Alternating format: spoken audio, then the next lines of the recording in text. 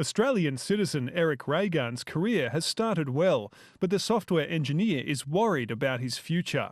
Many of the key jobs in his profession are in the defence and security sectors, and potential employers are proving sensitive about the fact he was born in Iran. My experience has been that quite early on in the process, after the first sort of screen or two, you're met by a barrier called the ITAR restrictions imposed by United States government. ITAR stands for International Traffic in Arms Regulations, US law that restricts access to materials and technical data used in defence projects.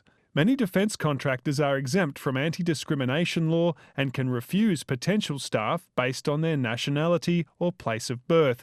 But the ITAR regulations go further. The ITAR looks at not only country of birth, but the ITAR also looks at any country that a person has ever held citizenship of or permanent residency of or has any close ties to. Australian staff will also need security clearances to work on AUKUS projects. But the majority of Australia's engineers are born overseas, and some fear companies will be reluctant to hire them. Violating the ITAR carries significant fines and penalties, upwards of $1 million per violation.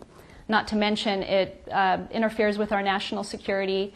New training programs to meet the skills shortfalls that could slow AUKUS are on the way. But universities say they'll also have security restrictions. If we're in partnership with Defence, we have restrictions, and of course people will often need clearances for employment in these places, and we do restrict entry into those cases.